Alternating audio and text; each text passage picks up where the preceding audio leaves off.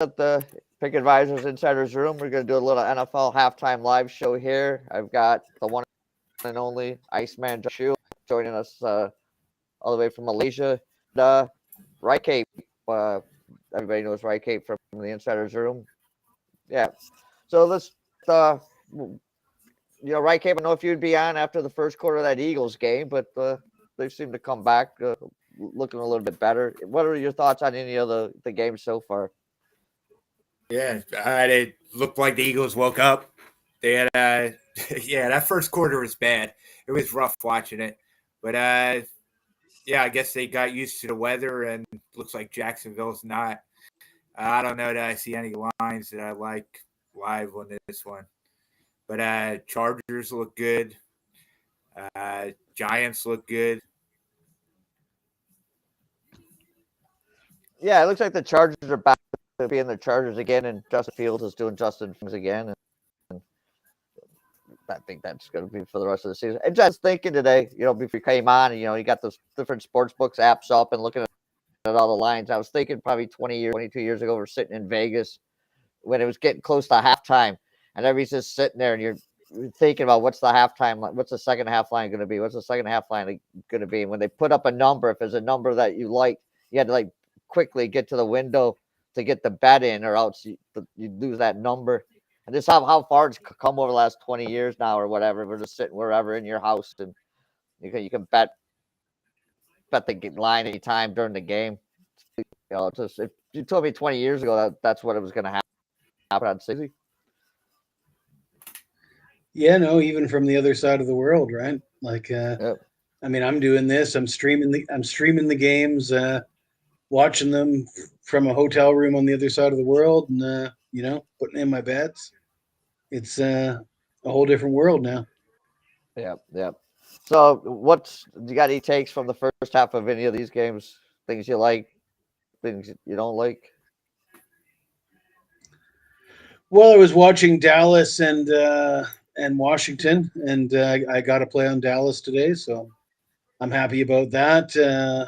I got to play on the Colts against the Titans, and the Colts are a hard team to figure out. I mean, and apparently they just didn't show up again today, and I'm certainly not looking at them to.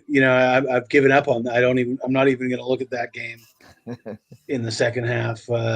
Yeah, and the Titans. Even though the Colts are. I'm going to concede that the Colts are bad. The Titans aren't good either. So I mean, the fact that the Colts are losing the Titans is really bad. It really is, especially at home. Yeah, I agree. I just took the Titans at plus 3.5 just because I thought it was going to probably come down to a field goal game either way, and that getting that extra half there, I thought could turn out to be beneficial. But yeah, going in, to be honest, yeah, both teams are bad, but that's what that is. Yeah, I'm looking at what about that Ravens Bills game? That kind of surprising to me. It seems like that, or at least early on, the Ravens are dominating that game, and especially with that defense who's been suspect. It's kind of a surprise to me. What do you guys think? But if you watch the Bills in Miami, though, it would be hard to bet on them coming back. After that game, you saw players getting carted off. A lot of players got carted off and given IVs and coming back on, but some players got carted off and didn't come back. And I mean that was a really taxing game, and that yards total against Miami. I mean, what did they have, 600 yards or something? And they ended up losing. I don't know. You want to bet on a team after something like that, right?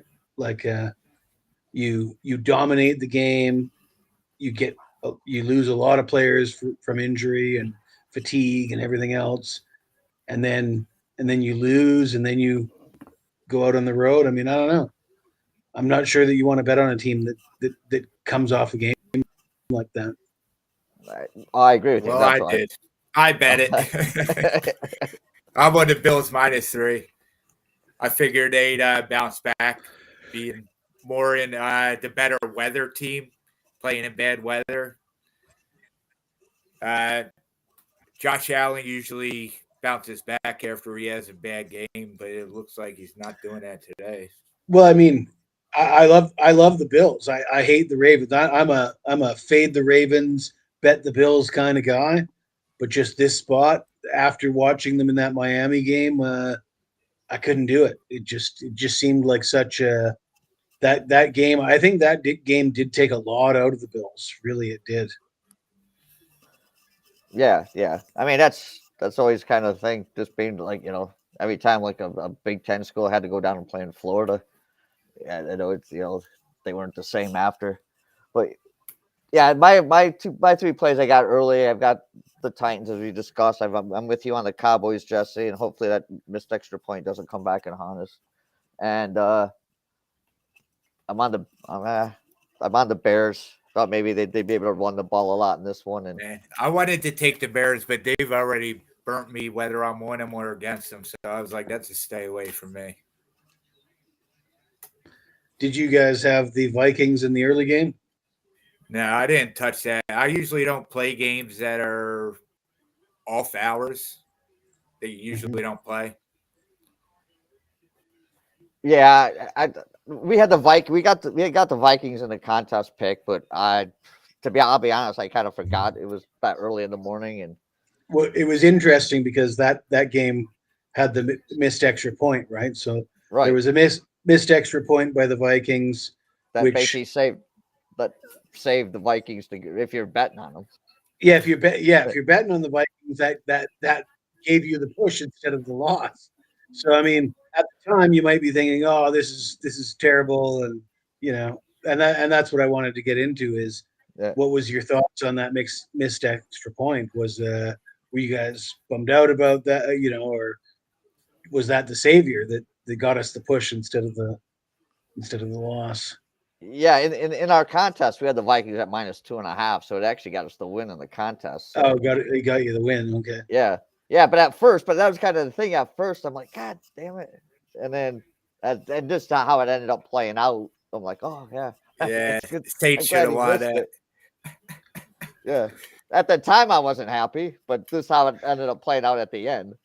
It worked out. Well, I'm a guy that likes to go for a high percentage, so I'll take the money line any chance if I can get a reasonable price on a money line. And I think this, what did I get? I got -145 on Minnesota in that game. So, I mean, I think the math adds up that why lay 3 points when you can just lay $35 more. I do the same thing. I'm the same Oh, kind of better. If I could do Yeah. a money line, I take a money line. And I mean, so I would have had the money line on at most places, but there is places that won't let you do that, right? There's a few places where I'm at that they're like, no, we only do against the spread, so my records probably aren't as good there because because of games like this, right? Right. Yeah. Yeah.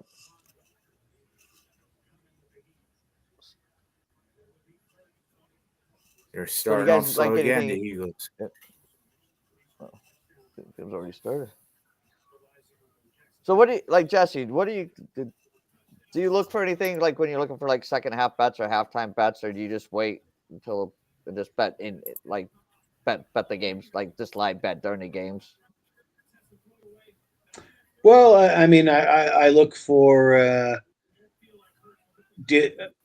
disproportionate box scores, like when you got a team that's like outgaining their opponent by a wide margin, but they're for some reason they're not ahead because of penalties or turnovers or and I mean, I guess Dan, you and I were on a show just like what was it 2 days ago when we talked about Northwestern, right? Yep. And I had said that Northwestern has been literally dominating. If you look at the box scores, they've been winning yards per play, total yards, time of possession, first downs, all this stuff. But they've been losing games, and they've been losing games on things that you can't account for, right? Like turnovers and penalties, and All right. But when you're playing football that well, when you're completing passes, when you're gaining yards, when you're when your running backs running through guys, and when you're doing all those positive things, if you come out on the wrong end, a few times in a row, inevitably you're going to come out on the right end once in a while, and that's what happened in Northwestern. I mean, they played a very competitive game as a 25.5 point favorite against Penn State yesterday, right? So that's what I look for, is a team that's playing better than what the score indicates. So the score will say this team's playing poorly, but the box score says they're gaining yards, they're getting first downs, but because of penalties or missed field goals or anomalies, they're not, they're not they're losing. And I would be inclined to bet on teams like that to get back in the game, I guess. Yeah, I was on good Penn point. State, but that's because it's a local team. It's the only reason. That was a homer pick. Yeah, I think that was a homer pick. It was a bad weather game, and like I said, I don't know how much research you did on Northwestern prior to that pick, but I mean they literally had been losing games that they should have been winning the whole time. Like their quarterback and their running back, and they've been gaining yards and just turning the fumbles and interceptions, and we have been costing them. Eventually you stop fumbling, right? Like you can't count on fumbles every game. Yeah, he cleaned that up. Yeah, I think it was I think it was their second game that they were either going in for the win or going in at least to tie the game, and the running back fumbled at the 2-inch line. Yeah. Well, before the Penn State game, they turned the ball over 9 times during a 3-game losing streak, right? So, and I think what I said is, if you take any team, if they turn the ball over 9 times in a 3-game span, they're going to be in trouble, right? Yeah. 9 turnovers in 3 games. Most teams are going to be in trouble. Yeah, of course. And then you got my Spartans, and they're just in trouble no matter what happens. They've been good to me. All right. So, do you guys like anything in the late games? Anything stand out to you? But I gotta see who I'm on. I like Arizona. I took the under for the Patriots and Green Bay. I think Green Bay is the top defense with Brian Hoyer in. I don't see Patriots doing much offensively, and Green Bay hasn't looked great offensively either. I think I got that at 40. Might be at 40.5 now. Well, just for you, Wrycape, Brian Hoyer, Michigan State guy. So, Is he? Yeah, he'll probably be good for you. This game. Throw you a couple of interceptions. There we go. Just don't make them pick sixes, and we'll be all right. Okay. So Josh, you got any thoughts in the late games or? Sunday Night Football is going to be interesting. I do think that I'm leaning towards the Bucs. Of course, they got their depleted receiving core, but I don't know. As long as Mike Evans is going to play, maybe that's all they need. Evans is back. Godwin's back. Julio Jones is back. That's actually my ride or die free play of the day. Really? Yeah, the market loves the Bucs, and the public loves the Chiefs. I expect a lot of money to come in after the 4:00 games end, and we might see the Bucs close 1.5 too. Yeah, no, I think that's the play. I mean, I'm not a big Chiefs guy.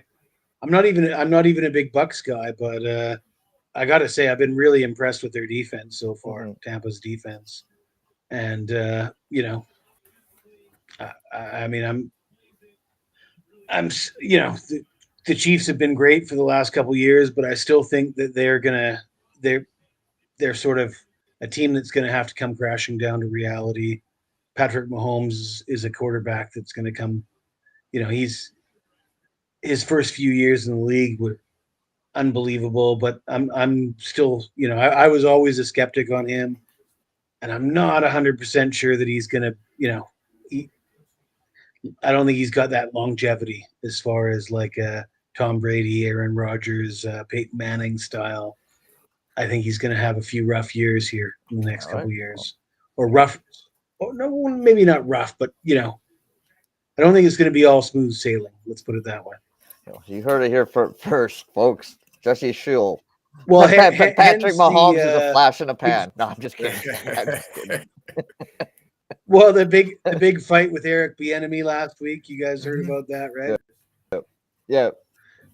I know. I think they're gonna miss Tyreek Hill a lot. I guess Hardman's okay. All his receivers that he has now are role players. I don't have the big guys, so you have to go to Travis Kelce, Clyde Edwards-Helaire. He doesn't have the weapons he's had the last few years.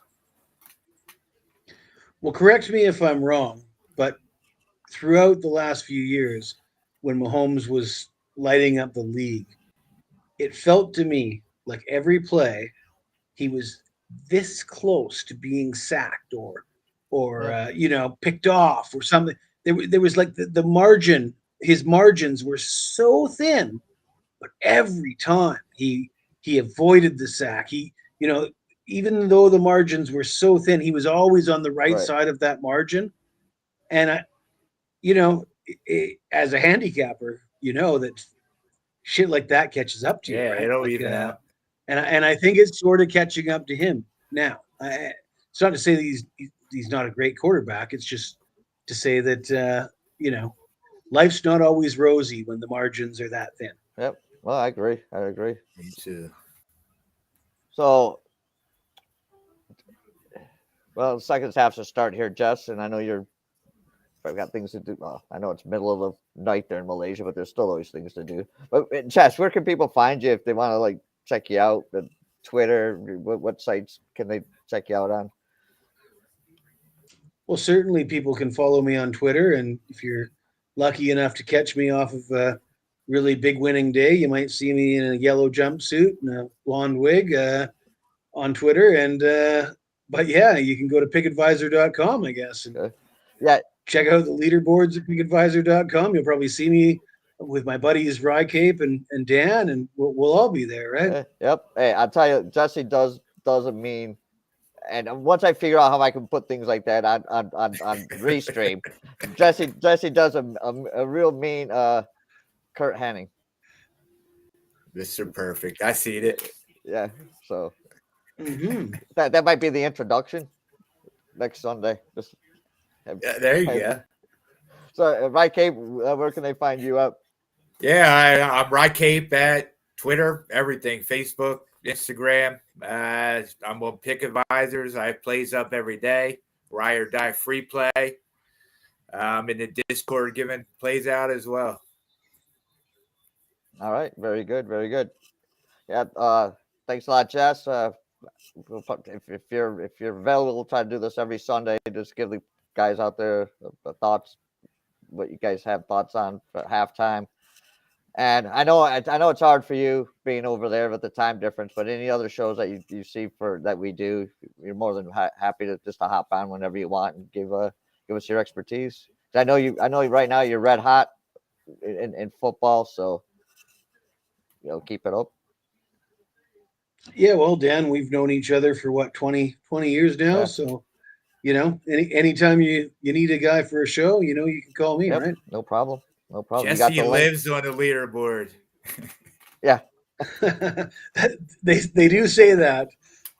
Let's hope they keep saying that. There you go. All right.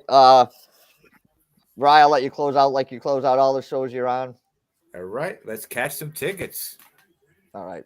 Thanks a lot, guys. Thanks a lot, Jess. Really appreciate you being on. I know the time's a little bit off for you, but I do appreciate getting your insights on this stuff. Have a good night, guys. Thank you.